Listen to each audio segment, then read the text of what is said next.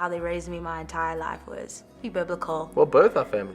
The church community played a very big role in our union. We shared deal breakers in the faith, like our biblical deal breakers. That's the thing that also threw me off, was it now it's a God thing, it's not a God thing.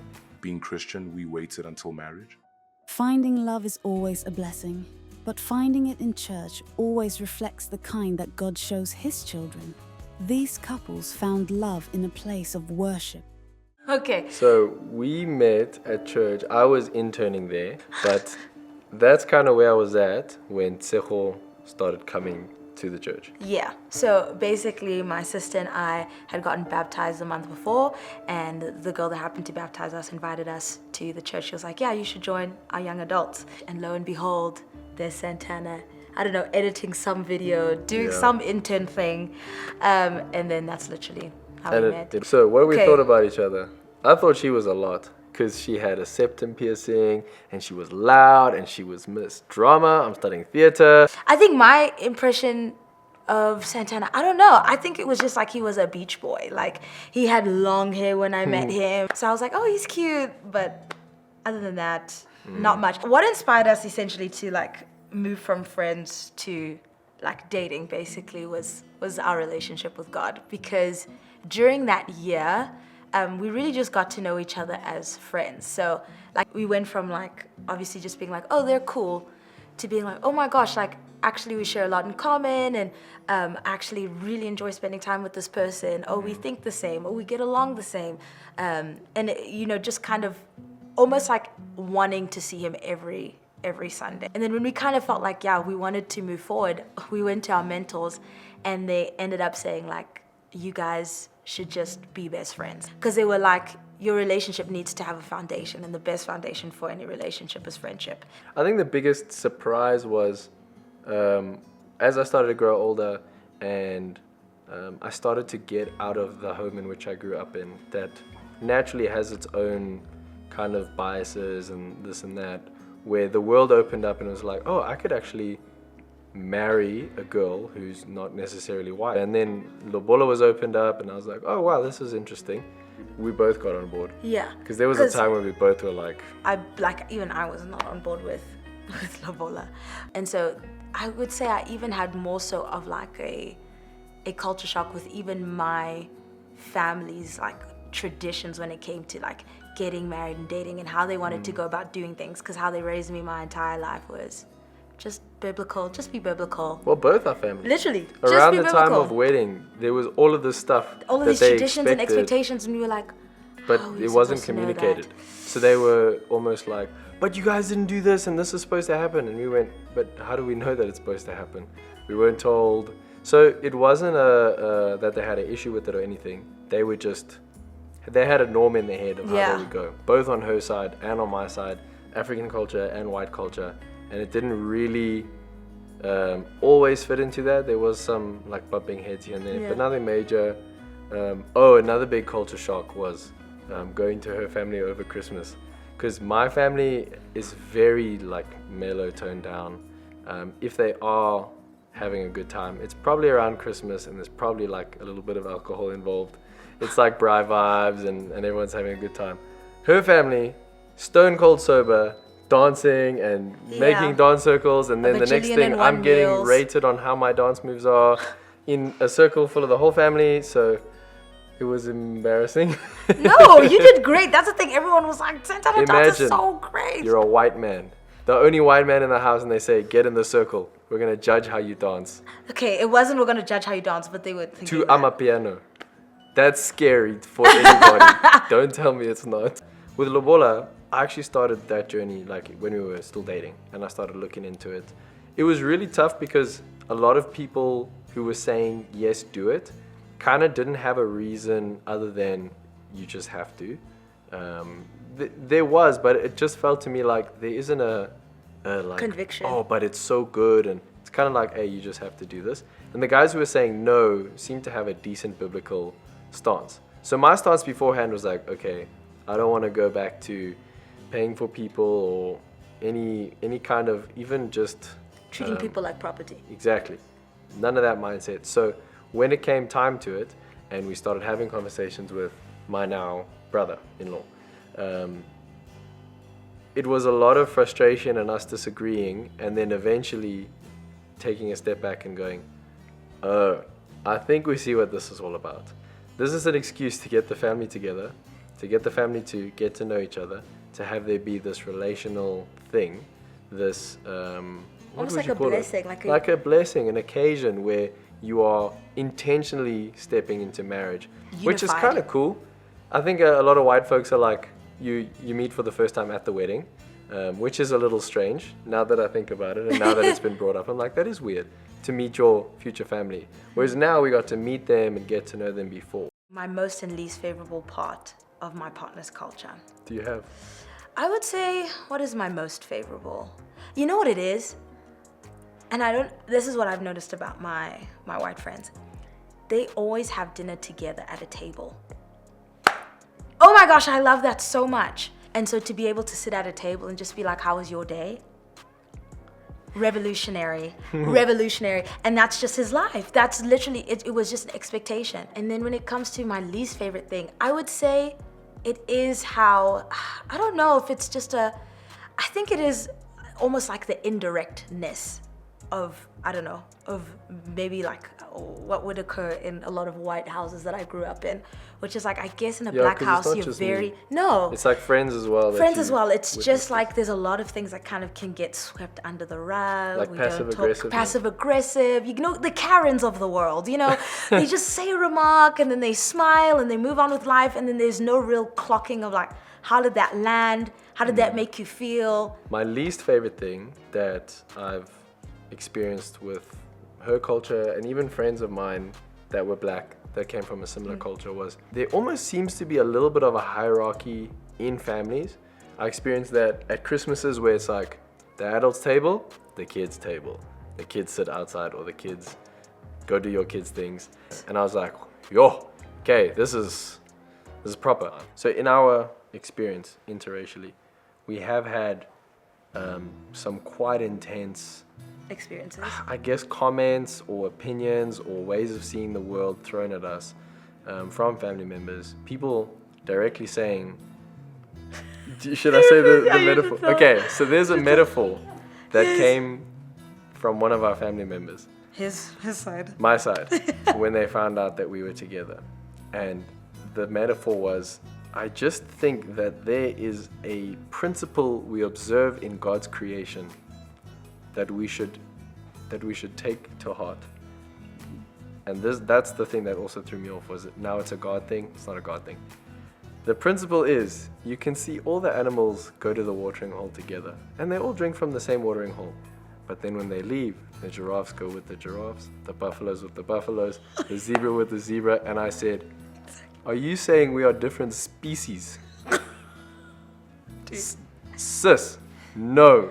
I think it's literally just having thick skin and a pure heart. I think what's so important for our hearts is just like thick skin, pure heart, where I would say keep the main thing, which is like that we're getting married and this is a beautiful thing. But what I'm not going to allow is for my heart to get sick because of the sickness that is in someone else's heart. While Santana and Siho met some challenges in the family, for TK and Oren, it was the public that scrutinized their union, but their church always stood by them. We just grew up together in the church, and I think when she first caught my eye, we both just started working for the church. She would make everyone in the office coffee, and I decided to get her attention a little bit by asking very specific orders of that coffee. So I'd say, can I have 2.5 sugars? Because she'd use these sachets. The sugar sachets. Yeah. And then and next day was 3.5 sugars. Yeah. Then it'd go down to 2, then to 1. So like every day I would have to ask him, Yeah. how it many would change sugars do you every day. want? TK actually sent me a really long message confessing his feelings to me. Yeah, it was it was one of those read more paragraphs. She blue ticked me for about 3 hours. I was stressed because I was like, for the first time, I finally found the one. I pour out all my feelings, all my emotions, and I get blue ticked. But then I sent a 2-minute message back just saying, I also liked him.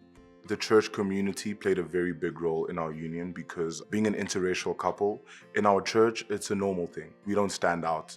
We notice that actually in the public, when we go to the mall or whatever, that's when we actually like, oh yeah, We just remind ourselves that we are an interracial couple. We also both grew up with the same foundation and with the same religion. I think it made everything a lot easier with how we connected, because his parents and my parents, it's the same belief system. So it really did assist us when we did ask to start dating, because that's usually a hurdle that people have to overcome. How I knew that I wanted to spend the rest of my life with her was first and foremost praying about it. As Christians, it's a very big part of our lives to seek the Lord on any major decisions in our lives. We had a conference at church and we were fasting together as a church, and I just committed the relationship to God. I believe He confirmed His word to me.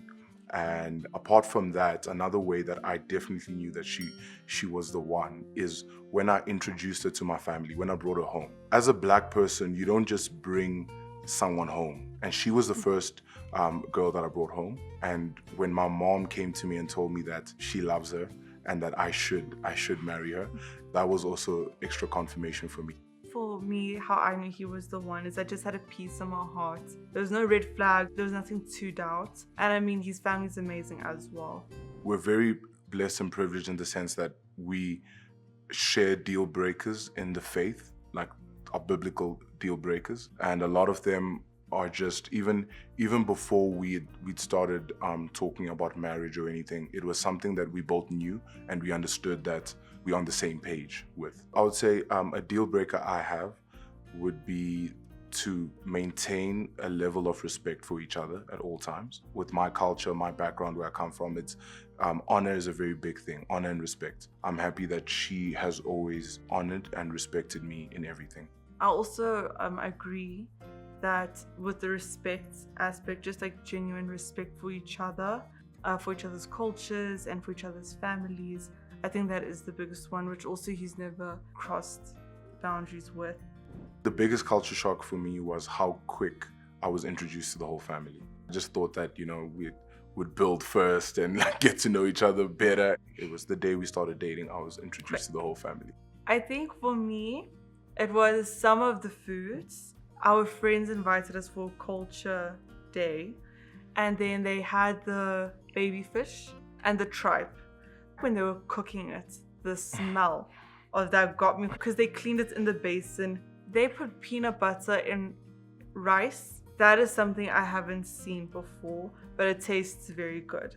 My favorite thing about their culture is that they're very loving and open to people. Their culture is also very diverse. When we have Christmas or family events, you get to try these different foods and stuff, so that's pretty cool. I think what I love about his culture the most is the dancing and the singing, also just everyone coming together and just spending time. And you'll be there for hours and everyone will talk, and it's just so beautiful. So I really enjoy that.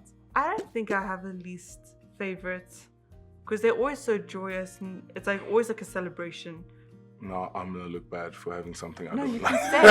You can say. This is probably like a twofold answer, because I'd say something I don't like, and also it was a little bit of a culture shock, is how close the dogs get to your face and to your body. For me, it's I want my personal space and my hygiene. I like to keep it clean. The dogs just get all in your face, and the dogs are part of the family. Our negative experiences have been mostly in the public eye. A funny story that actually happened is the one day we were driving back from church, and she was sitting in the front seat and her mom was in the back seat and I was driving. And then I get stopped by the police. He asked to see my license and he just glanced quickly and he looked very worried. And he looks into the car, then he proceeds to ask her and her mom if they're okay. And I was like, bruh, are you serious? I ran away from Lobola, full sprint, Usain Bolt. We didn't have to have a lot of cultural changes because of the Christian kingdom culture that we share. What did happen was the night before our wedding, all my aunts and my family members came over to my place, and there was a lot of dancing and singing and shouting, and they just let it all out because I guess they knew that at the wedding they also did that, but they knew that there was also a balance to it on the wedding day. I don't think that there were any cultural clashes when planning the wedding. I just stayed in my wedding dress, he stayed in his suit. We didn't have an outfit change. And I think everyone was okay with that. The food, everyone agreed on. Just the normal chicken, beef, rice. I would say the most memorable and exciting thing about our wedding day was the end, when we got to go together. And I think it was a very special day for the both of us. Being Christian, we waited until marriage. And that night, I just remember it started raining right towards the end of the night. She was in the passenger seat, and it was almost midnight. We decided to go to Seattle, have some coffee, and then we drove to our hotel together. And I think for me, that was just special to have her with me and to just have that moment together. It was like the beginning of the rest of our lives. I think for me, the most memorable thing on the wedding day was, I think, actually walking down the aisle and knowing, oh man, this is real. Like, this is going to be forever. And I think saying the I do's, and then, I don't know, it being official, and like you signing, you know, like now I'm with Marukira. My brother and my best friend, my best man, I made a bet with them because I didn't think I was going to cry. They said, no, you're definitely going to cry. And the moment I just saw her, I just couldn't hold it back. So the advice I would give to someone dealing with a negative outlook on their interracial relationship, if you know it's your person and if you have peace in your heart, then, and let your love be what binds you together. And I think what's important is to stand united and not to be apart. Because I think if, you know, people see you separate or see you apart, it's easy for people to pick on you guys. But if you stay together and you're one unit, it makes things a lot easier. But also I think with a lot of prayer, because, you know, sometimes comments can get to your heart, but I think if you pray and just like let go of those things and not harbor onto them or hold on to them, and that really does help. Your perspective on challenges is very important because if you look at every challenge as a test, I think it will change your outlook, whatever you're going through. When people are saying all these things, if it's true, then it should break your relationship apart. But if you know it's not true and you're standing on a firm, solid foundation, then it's just things that will just draw you closer to each other.